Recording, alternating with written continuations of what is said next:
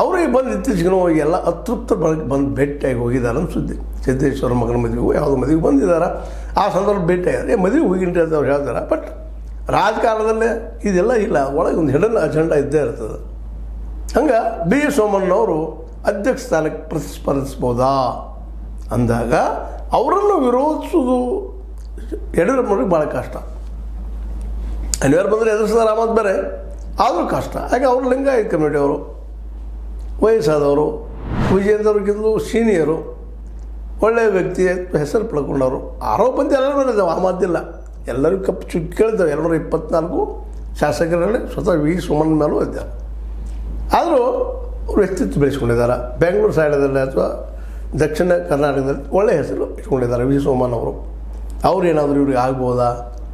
ಅವರಂತೆ ವಿಜೇಂದ್ರಗಿಂತಲೂ ಹೆಚ್ಚಿನವರಿದ್ದಾರೆ, ಆ ಮಾತು ಬೇರೆ.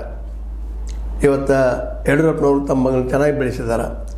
ಅವರಲ್ಲೂ ವಿಜೇಂದ್ರವರು ಸಾಕಷ್ಟು ತಾರ್ಕಿಕ ಶಕ್ತಿ ಅದ. ಟೀಕೆ ಟಿಪ್ಪಣಿ ಮಾಡೋದಾಗಲಿ, ವಿರೋಧಿಗಳ ಹುಡುಕ ಹೊರಗೆ ಹಾಕೋದಾಗಲಿ, ದಿಢೀರಂತ ಆರೋಪ ಮಾಡೋದಾಗಲಿ, ಯಾವೆಲ್ಲ ಶೈಲಿಗಳು ಅವರಲ್ಲಿ ಕರತಲಾ ಮಲಕಾಗಿದ್ದಾವೆ. ಅಪ್ಪ ಚೆನ್ನಾಗಿ ಬೆಳೆಸಿದ್ದಾರೆ, ಅವ್ರನ್ನ ಜೊತೆಗೆ ಅಪ್ಪ ಜೊತೆಗೆ ನಿಂತಿದ್ದಾರೆ. ಹೀಗಾಗಿ ಅವರಿಗೆ ಸಮವಾಗಿ ನಿಲ್ಲುವಂಥ ವ್ಯಕ್ತಿ ಯಾರ?